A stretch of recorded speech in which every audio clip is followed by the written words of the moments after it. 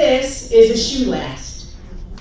Shoemakers use these to shape shoes during manufacturing. It's also referred to as a shoe form, a cobbler's last, and a shoemaker's last.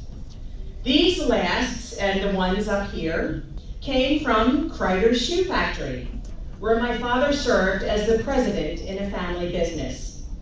These are samples of the shoes produced by Kreider Shoe Factory.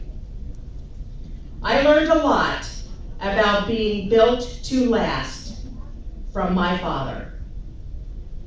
My father inherited the family shoe manufacturing company when he was just shy of 17 years old, following the unexpected death of his father. A young man just graduating from high school with a new wife. There's a picture of my mother and father here, just when they were married, and a new family. He was built to last. I spent most of my Saturday mornings with my father at the shoe factory. I walked the aisles of shoe boxes, ready and waiting to be shipped all over the country. I would try on shoes, always standing on the lid of the box so as not to scuff the bottom of the shoe.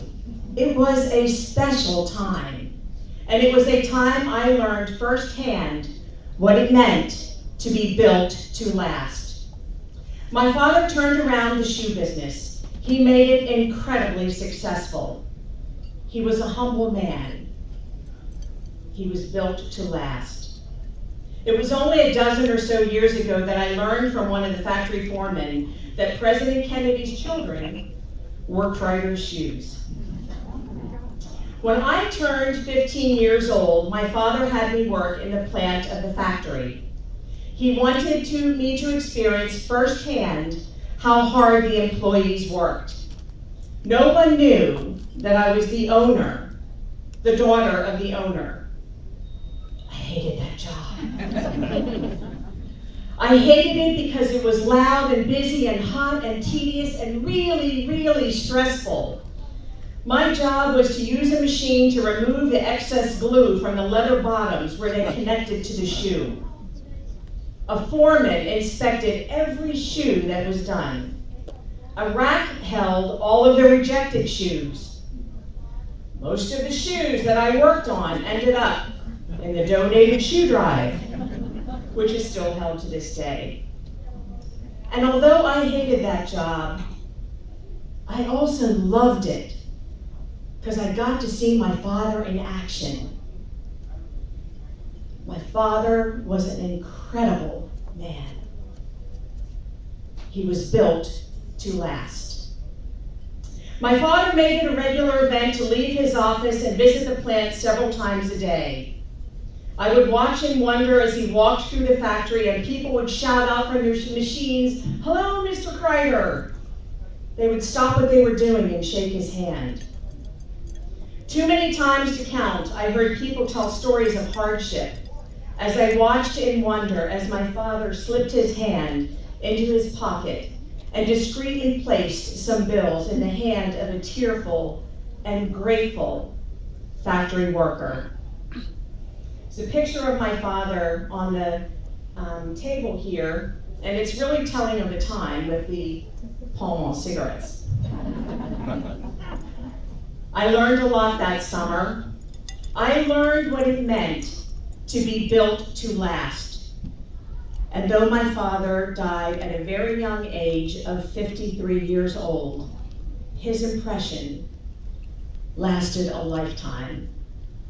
The letter outlined Yashira's experience at Lebanon Family Health in 2015, when a life-threatening condition was discovered. As many of you know, Title X, one of our major funding sources, is often misunderstood and has been recently under threat. Yashira joins us tonight to share her experience with Lebanon Family Health and her work at breaking down the barriers of misinformation and misunderstanding regarding the Title X funding program.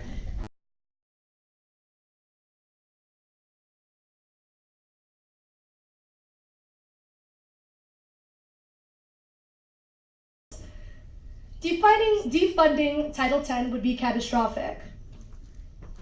Everyone in this room nationwide deserves affordable health care. Healthcare should not be a luxury, it's a necessity. Amen. Yes, the title of my article was labeled Title X Saved My Life, and that is the truth. If it wasn't for the facility and staff at Lebanon Family Health Services, I may not be up here today speaking to all of you, gracing you with my presence. I deserve a second chance of life, the same way my sister deserves the opportunity to get health care, the same way each and every one of you in this room deserves a second chance at life. So thank you very much to Lebanon Family Health Services for this amazing opportunity, of course, and for your continuous hard work and dedication in serving patients here in Lebanon County. Barb isn't here today, but that is the practitioner who caught my ITP in early stages just before an opportunity of internally bleeding. And like I said, Natalie is the practitioner who caught my sister's breast cancer at stage 1. So again, thank you again for everybody in this room and for giving me the strength and courage to share my story. I hope you have a beautiful evening.